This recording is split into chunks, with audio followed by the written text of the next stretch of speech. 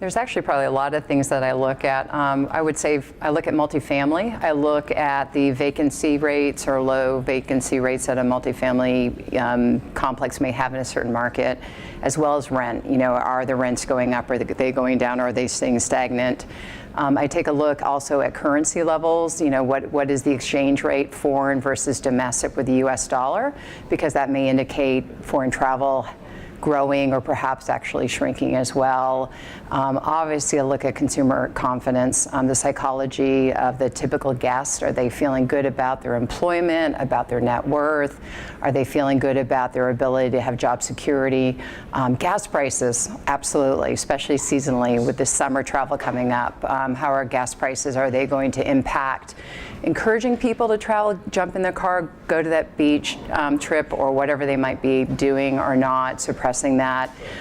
Oil and gas as well for certain markets, you know, so Houston markets also, maybe Pittsburgh or such.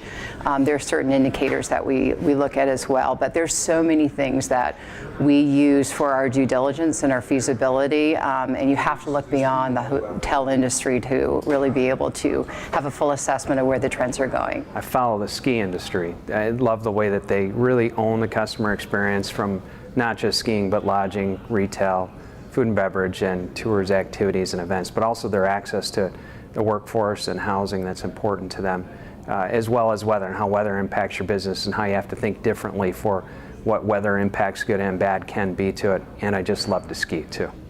We tend to take a look at industries that indirectly affect travel patterns or create demand for the industry. For example, airlines and travel patterns for people that are coming in and out of the country, whether that's international travel or cross, because that can affect demand for hotel rooms. We also tend to take a look at what is happening in the consumer finance world, in other words, consumer debt levels. Because as we go through the cycle later, as consumers accumulate more and more debt, their ability to be able to purchase things reduces, and that can have an implication on future leisure expenditures. So those are two, for example. I probably track, being in Seattle, two other industries. One would be technology with Microsoft, Amazon, Expedia, and others. They're certainly a pace setter. They're a huge job creator and innovators. And our industry has done a much better job of late with embracing new technologies, from room key and streaming Netflix and so forth. The other, also from Seattle, would be retail with Starbucks and Costco and others. Just how to treat your customer in a different way, and in many aspects we can learn from those industries. So other industries that I would look at when looking for inspiration for our industry so I would start with technology. So how are people accessing it? Particularly app technology. How are people accessing information, making decisions, making purchases, and basically navigating? So from a consumer behavior standpoint, and consumers are our guests, it's choice, convenience, and control. So how are people moving through life? How are people making decisions? So I think that's important. As a component of technology and apps, retail is another one that I would look at too. How are people making buying decisions? What are they buying? They're buying fewer things today than they have been in the past, and they're looking more for experiences, but how are they accessing those? I think that's important.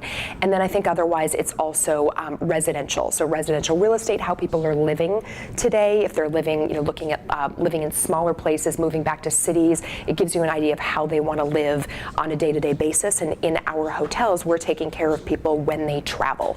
But a lot of people want to replicate what they do in hotels based on what they do day to day. So I think those are some areas that are important to track and things that I look at.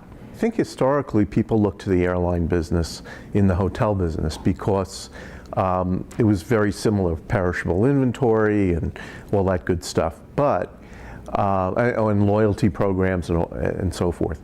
But today, I think you have to look outside the country to understand what's happening, and not just think about, well, this is what our technology companies are doing, or this is what our retail companies are doing. You have to see what's going on throughout the world, because you'll find common threads.